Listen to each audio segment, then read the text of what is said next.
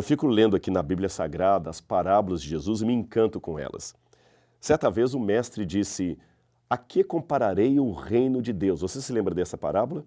E ele continua dizendo: "É semelhante ao fermento que uma mulher, tomando-o, escondeu em 3 medidas de farinha, até que tudo levedou." Isso está em Lucas capítulo 13, versículos 20 e 21.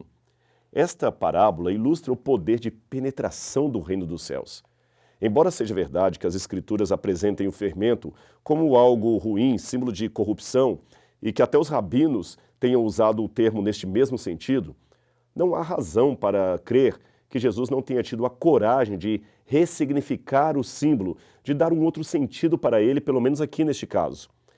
É que Jesus queria dar uma nova versão de coisas antigas. Eu sei que alguns intérpretes acabam tendo esse texto como o que Jesus estava dizendo, o fermento comparado ao reino, significa que o reino de Deus receberia elementos perversos e se estragaria com o aparecimento de heresias e doutrinas errôneas, etc. Eu particularmente não penso assim.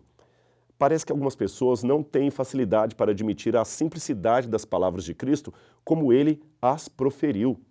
Os símbolos nem sempre são coerentes, mas nem por isso deixam de ser didáticos, e o mestre poderia sim dar novo significado a eles. Por exemplo, a semente na parábola do semeador.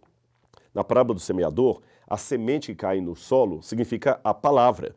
Porém, na parábola do joio e do trigo, a semente significa os resultados da palavra, ou seja, aqueles que são chamados de os filhos do reino dos céus. Nas escrituras e também nos escritos rabínicos, a serpente sempre é símbolo do diabo, de algo mal, indica Satanás, ou talvez um mau caráter de uma pessoa. Porém, se você olhar Mateus capítulo 10, verso 16, você vai descobrir que Jesus empregou este símbolo da serpente com um bom sentido. Outro exemplo, o símbolo do leão é usado tanto para indicar Satanás, em 1 Pedro 5, verso 8, como para indicar a Cristo, em Apocalipse capítulo 5, verso 5.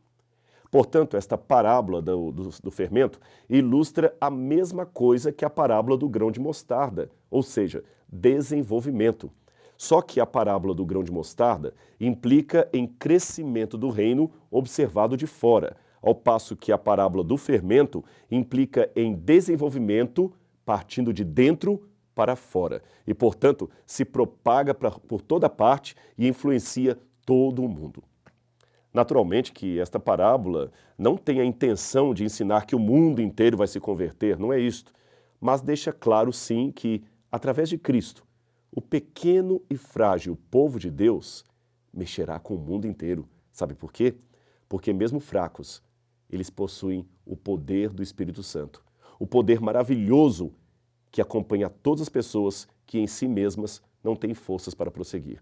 O poder que deve acompanhar você todos os dias da sua vida, testemunhando sempre que, apesar das maldades e dos problemas, Deus ainda tem os seus filhos aqui nessa terra.